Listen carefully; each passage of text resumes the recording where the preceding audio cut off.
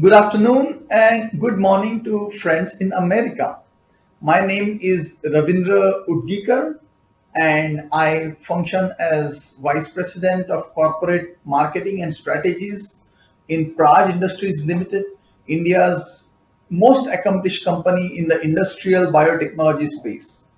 Praj is a climate action company in the bioeconomy, and I have been working with Praj for past 6 years. I hold doctorate in international marketing strategies and over 30 years of experience in the renewable energy space. About half of it is in the international business and half of it is in domestic business. Today, I'm here to share some thoughts on the biomobility as sustainable climate action in the conference Aarambh, organized by Indo-American Chamber of Commerce Pune chapter together with Eco Factory. And I want to sincerely compliment the organizers for choosing a very contemporary and hot topic of sustainability on the backdrop of COP26 climate change summit that was recently concluded last month. Uh, Please allow me to share my screen and we will take it off from there. So, the topic I have chosen is biomobility as sustainable climate action. And the way I have organized my presentation today is I will focus on the evils of climate change, and then I will talk about why there is a dire need to take climate actions on war footing and how those climate actions need to be sustainable and how biomobility platform in the bioeconomy space provides a very comprehensive solution. So to start with, I represent a company called Praj Industries. The company is India's most accomplished company in the industrial biotechnology space. Uh, we have presence in over 100 plus countries by way of our references, installations, plants that we have commissioned. And what is the most exciting part is that the company is ranked as the best place to work in the industrial biotechnology space by a US based magazine called Biofuels Digest.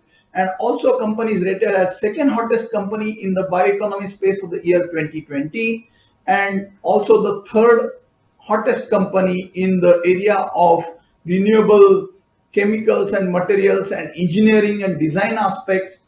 These are the credentials of our company, and what you see on the right hand side of your screen is a George Washington Carver bust, which is considered as the top notch honor in the industrial biotechnology space, which was bestowed to our chairman. So we are extremely proud of our work that we are doing by way of climate action. Moving on, what we have seen in the last year or two, besides the setback of pandemic, is nature's fury. And you can see on your screen that it doesn't matter whether it is northern hemisphere, southern hemisphere, uh, which continent. We have seen extreme climate events and that have had a devastating effect on the mankind as a whole, as a environment as a whole, and it has upsetted the ecology a lot. And studies have proven time and again that these events are nothing but result of climate change. And if we further map the climate change events over timelines, there is a startling fact for us to see on the screen. The frequency of climate disasters which are reported, the casualties, the total affected human population, and the damages over the decades in 1980 and 1990 versus the climate events in this millennium, in past 2 decades, there is a steep rise and the graph is going northwards, and that's a matter of grave concern because these climate disaster events are actually setting the clock back, and they are our biggest threat to the mankind. So that really means that we need to do everything that we can to curb the evils of climate change. No wonder then the COP26 summit was captioned as last best hope against climate change. So such is the nature's fury. And if we keep going forward, irrespective of which global forum, whether it is World Economic Forum, whether it is Intergovernmental Panel for Climate Change reports that was recently released last quarter or so, or the World Energy Outlook report that is there, all of them have been emphatically stating that there is a dire need to take climate actions. In fact, on the World Economic Forum's report of 2021, top four risks out of the top five risks globally are attributable to climate and climate change. And same thing was repeatedly said in the IPCC report and the World Energy Outlook report. So that clearly establishes that climate change is real and there is a dire need to take actions on the climate mitigation side. And if we go one level deeper, that climate change is a result of global warming, or we attributed it to the greenhouse gas emissions. And if we drill it down further, you can see from the graph on the left hand side that there are various sectors that contribute to greenhouse gas emissions. There are, of course, nature's own phenomena that contribute to greenhouse gas emissions. And then there is man-made emissions that contribute to the addition of carbon in the atmosphere. And if we see, it's clearly established that industry, power sector and transportation sector are top three contributors for CO2 emissions around the world. And today we are going to focus on the transportation sector, which is also one of the major contributors of man-made disasters. Moving on, we clearly see that there are some events which are coming out of natural phenomena, and there are some man-made events, whether it is industry or transportation. All are emitting greenhouse gases, which actually give way to the climate change. And if we focus further on the transportation sector, we can see that road and non-road, whether it is aviation or whether it is marine, all these actually do harmful tailpipe emissions, and these emissions get converted into smog and then eventually cause a big cause of global warming. But then, transportation sector easily is one of the largest employment generator sector. It is also considered a barometer of any economy. And you can see large amount of investments, large amount of jobs, large amount of infrastructure development, all is attributable. So in a way, automobile industry is the mainstay of any country's economy. So we have to make sure that automobile industry per se continues to grow and thrive. At the same time, do everything in our might to minimize the greenhouse gas emissions that are attributable to the automobile or transportation sector. And that's possible using technology today. And if you further see the phenomena in terms of actually greenhouse gas emissions around the world, we can see that USA, European Union, China, Brazil continue to be big emitters, and India is no different. And this is something which we experience in our city traffic and commute on an everyday basis. And to do away with some of these vehicular emissions, we have now the decarbonization solutions, which are in the form of biofuels, hybrid vehicles, advanced vehicle techniques, and electrical vehicles. There is no one fix to the problem. We have to experiment with various solutions that are available, and biomobility or the biofuel solution is the one that we are going to focus today. So bioeconomy is actually the umbrella term called for the products and services and goods that are made using the bio-based feedstock. And this has two mainstays: Biomobility platform, which is a transportation fuel platform with its various petals in that flower, as you can see. And on the right hand side, you can see BioPrism, which is a platform for renewable chemicals and materials. And all these platforms are based on the feedstock, technology, and products expertise that Praj has developed over the decades. And both of them contribute to climate action. Biomobility contributes by way of decarbonization, in other words, taking out the carbon from the system, and BioPrism portfolio contributes to carbon recycling. We are all familiar that the plants absorb carbon dioxide for photosynthesis. Goods, services, products made from plants when consumed, emit carbon dioxide. So in a way, you are absorbing carbon dioxide, and in a way, you are emitting carbon dioxide. So you are in a way creating a carbon cycle or a circular economy, which is something we call bioeconomy. So we all are aware that fossil fuels are extracted from the stomach of Mother Earth, and they emit carbon when consumed, when combusted. So actually the carbon that was dormant and sitting beneath the earth's surface, we are extracting, we are consuming, and we are adding to the already to the atmosphere.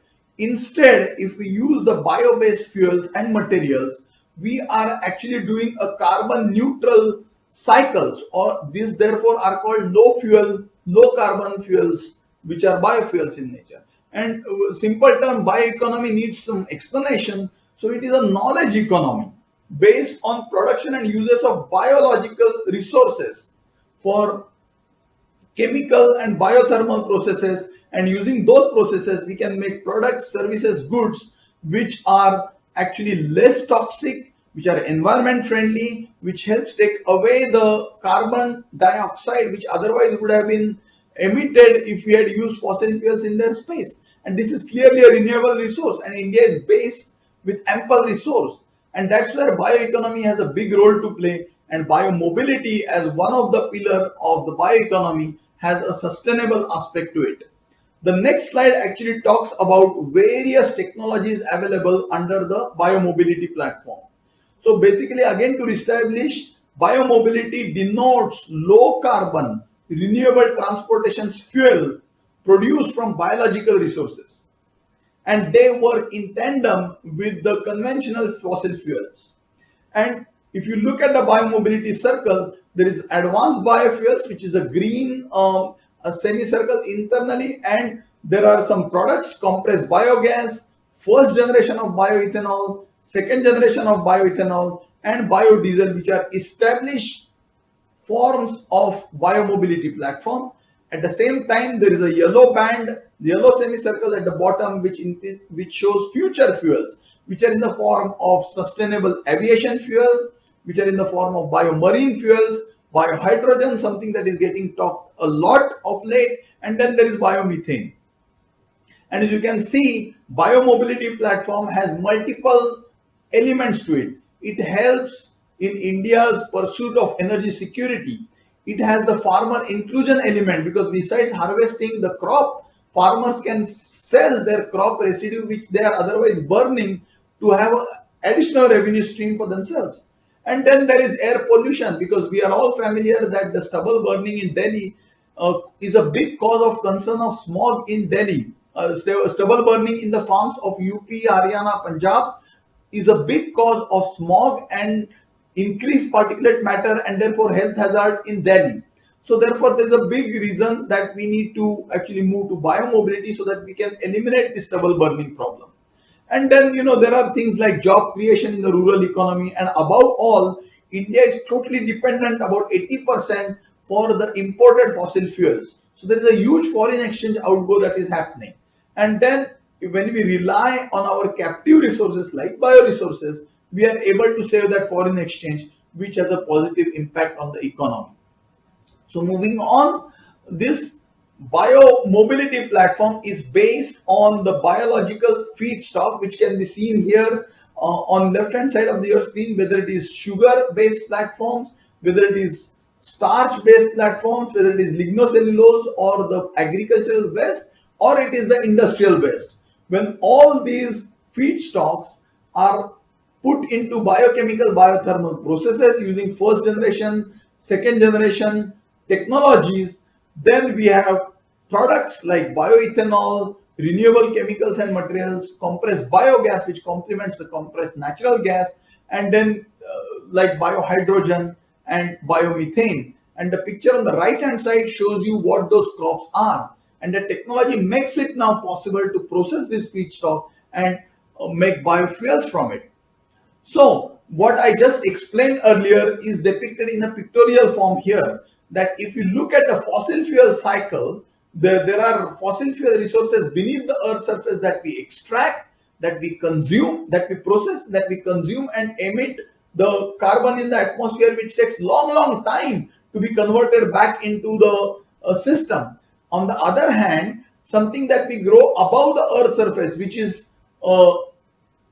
hydrocarbon instead of a carbohydrate, that has a very short circular cycle. So it makes much more sense to go for a short carbon cycled bio-based resources or the circular bioeconomy, which actually helps us conserve environment.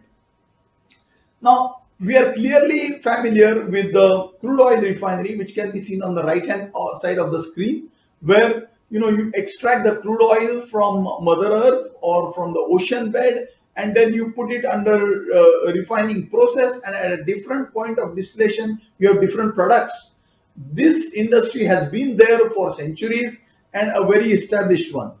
Now, growing awareness, technology strides, concerns over climate change, all this is giving way to a concept of biorefinery. So we are moving from a hydrocarbon based fossil fuel sources to carbohydrate based biosources. And you can see that just like crude oil, here you have biocrude, which is coming in the form of sugary feedstock, starchy feedstock, lignocellulosic feedstock. When processed, actually same way gives rise to various products that can actually have a potential to replace the fossil fuel products. But the industry being at the nascent stage, we are still at the takeoff phase. Some of the products are very well established. Some of the products are in the process of getting established. So we are clearly seeing a shift in terms of economy, society, and ecological progress from a hydrocarbon-based economy to carbohydrate-based economy. And then lot is getting talked about the electric mobility, conventional mobility, and the biomobility. So if we map all the three variants of mobility on several criteria like carbon neutrality, infrastructure, employment, policy, or technology, competitiveness, inclusive growth, environmental issues, and foreign exchange saving, you can see that biomobility scores almost in all points. The green dot shows that it is supporting, for example, electric mobility can be said to be supportive of carbon neutrality as long as the electricity source of generation is that renewable in nature. But if it is a coal based, then we are actually not polluting our courtyard but polluting someone else's backyard. So we are contributing to global warming. It doesn't help clean climate is one of the things. The most important aspect of biomobility is that it has a farmer inclusion element built in it, which means whenever we are using bio-based resources, we are helping strengthen our rural economy by way of creating jobs in rural India, by way of helping set up infrastructures in rural India, by way of harnessing our bio-based resources, which actually facilitate additional revenue stream. And this could be a self-sustaining, decentralized plants in different parts of the country, rural part of the country. Interesting part is by way of ethanol blending program, biomobility works in tandem with conventional mobility. So it is very complementary. At the same time, it also works in tandem with electric mobility in a hybrid mode. So biomobility is very complementary to the conventional mobility and also futuristic mobility. And the last slide I have in my presentation is actually giving way to what kind of social, environmental, and economical impact that biomobility can create that helps us take sustainable actions. And we have already touched upon some of those. And most important element here is that it helps us take sustainable actions against climate change. And there are as many as 11 sustainable development goals of United Nations, UNFCC's, United Nations Forum for Climate Change, that the biomobility fulfills. So all in all, biomobility platform as a part of the integrated bioeconomy facilitates sustainable climate action and helps us combat evils of climate change. I hope this provided some insights on how bioeconomy and biomobility in particular is very important to nation's progress, help India fulfill its nationally determined contributions. It is aligned with the Panchamrut agenda tabled by the Honorable Prime Minister and also facilitates India's carbon neutrality target for the year 2070 as announced by the Prime Minister during the climate change summit at COP16. I thank you very much for your time and attention, and I'll be more than happy to take any questions that you may have. Thank you and namaste.